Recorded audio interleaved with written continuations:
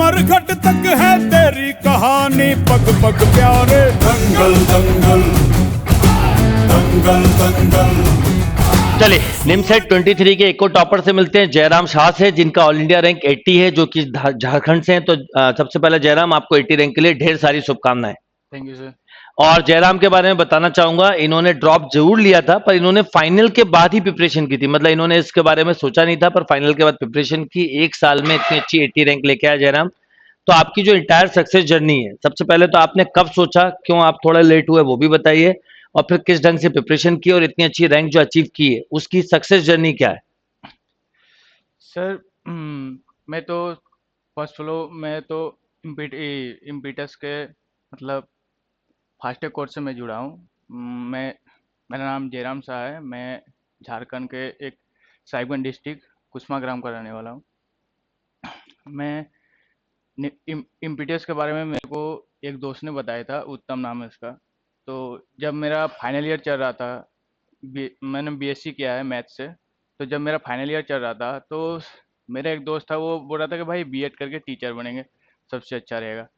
मैं बोला भाई बीएड करके कुछ होने वाला नहीं है, मैं कुछ अलग करना चाहता हूँ। क्योंकि मेरे गांव में कोई भी ये एमसीए वगैरह कुछ पता नहीं है, निमसेट वगैरह किसी को पता नहीं है। तो एक दोस्त मिला मेरे को, उधर ही मैं कॉलेज में एक दोस्त मिला, उसने मेरे को निमसेट के बारे में बताया। बोला कि भाई इसका थोड़ा अच्छा है, अगर एनआईटी मिल जाए तो एनआईटी से एमसीए करने के बाद करियर अच्छा हो जाता है। तो मैंने उसको निमसेट के बारे में थोड़ा पूछा और उसको बोला कि भाई इसका क्लासेस कहाँ कहाँ होता है। तो उसने इम्पिटस गुरुकुल का नाम लिया। तो फिर उसके बाद मैंने मोबाइल पे सर्च किया, यूट्यूब पे सर्च किया, सर का वीडियो देखा, मेरे को अच्छा लगा। और सर का जो जो पढ़ाता है, उस पढ़ाने का स्टाइल है, उससे मैं थोड़ा इम्प्रेस हो गया। उसके बाद मैंने मतलब फाइनल ईयर मेरा थोड़ा कंप्लीट हुआ। उसके बाद मैं फास्टेग कोर्स सर के फास्टेग कोर्स से जुड़ा और मैंने प्रिपरेशन जनवरी से स्टार्ट कर दिया और जो सर ने बोला वो किया और आगे।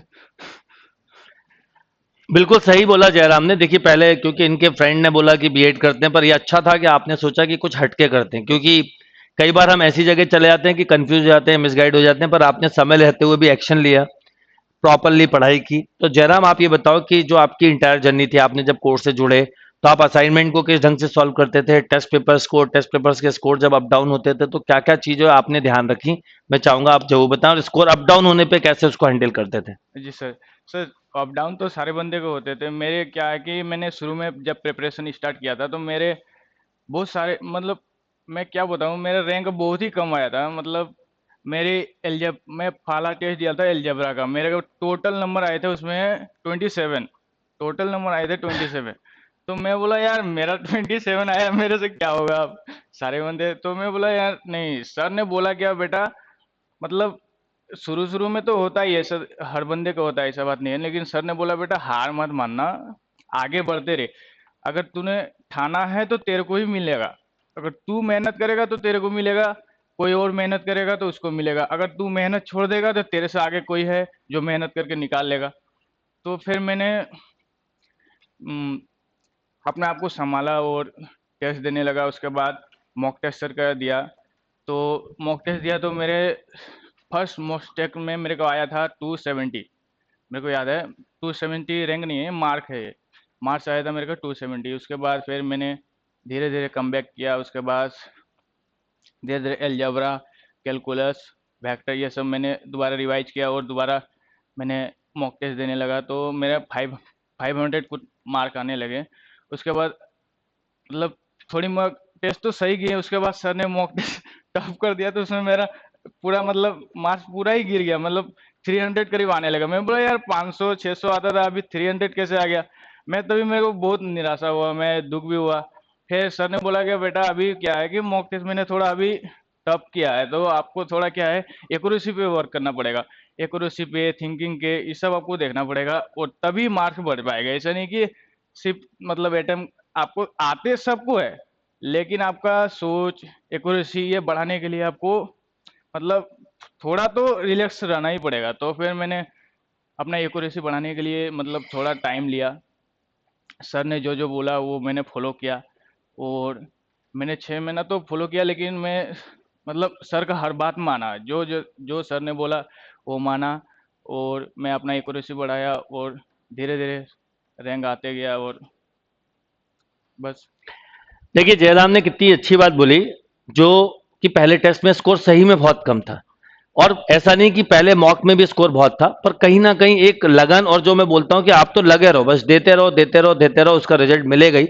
तो जयराम, आप क्योंकि बहुत छोटी सी जगह से आए हो, आपने यस एक सर। चीज नोटिस की होगी कि लोगों को करियर के बारे में सोचते ही नहीं, या बहुत लेट सोचते हैं। Yes sir.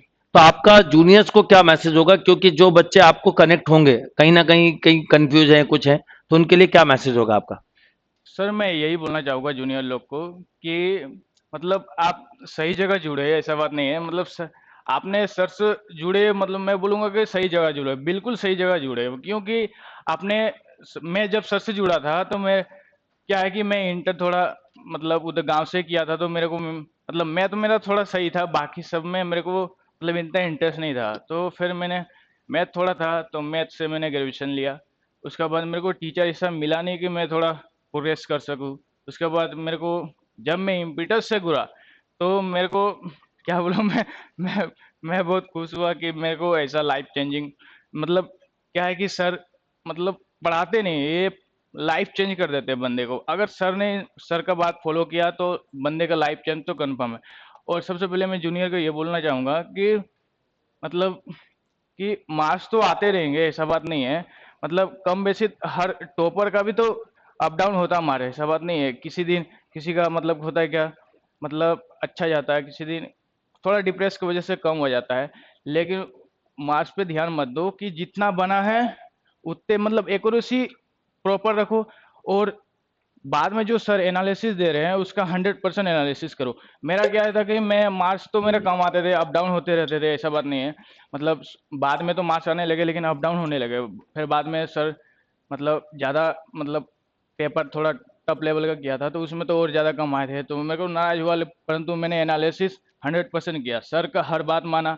और एनालिसिस की वजह से सर ने एक चीज़ बोला था कि बेटा, अगर तेरे से 50 में से 30 सही हो रहे हैं और 20 सही नहीं हो रहे तो कोई दिक्कत नहीं, नाराज मत हो। 30 तो मतलब एक्यूरेसी, मतलब 30 का 30 सही करो, और बाद में जो मैं 20 का एनालिसिस दे रहा हूँ उसका 100% दो, ताकि तुम टॉपर तक पहुंच सको। क्या है कि शुरू में तुम मतलब 30 बनाते हो, बाद में बोलते हो यार मेरे से बन नहीं रहा ये, मतलब 30 तो बन रहे हैं ना। अरे 30 में ही सिलेक्शन ले लोगे अगर अच्छी तरह से एक्यूरेसी के साथ अगर बनाओगे तो। उधर एलआर भी है, क्वांट भी है, कंप्यूटर में है, वो सब तो हर बंदे को बनते हैं, ऐसे बात नहीं है। नॉर्मल तो हर बंदे होता है, ऐसा नहीं कि 120 में 120, मतलब कुछ तो कम बेसी होंगे, उधर तो मार्क ही आ जाएंगे। लेकिन मैथ में मैं एक ही चीज बोलूंगा कि मतलब जितना बन रहे तो उतना तो बनाओ, बाकी एनालिसिस पे बहुत ध्यान दो यार। क्योंकि मैंने एनालिसिस पे ज़्यादा ध्यान दिया, और एनालिसिस की वजह से ही मैं मतलब ये रैंक लेकर आया हूँ। देखिए जयराम ने बहुत बहुत इंपॉर्टेंट बात बोली, जो कई बार नहीं समझ पाते, कि आपका स्कोर कम आया कोई बात नहीं, 40 क्वेश्चन किए, 30 किए, 20 किए, पर उसके बाद आपने बचे हुए क्वेश्चन को अच्छे से समझ के कर लिया नहीं, आपने पूरे कर लिए। और ऐसे क्यूमुलेटेड होते होते होते आखिरी तक आप हजारों क्वेश्चन कर लेते हैं, ये इंपॉर्टेंट बात है। तो जयराम, आपने बहुत अच्छी रैंक अचीव किया, अब आप ऐसे ही एनआईटी में भी जाके परफॉर्म करें। Once against all the best and congratulation. Thank you sir. Thank you बेटा।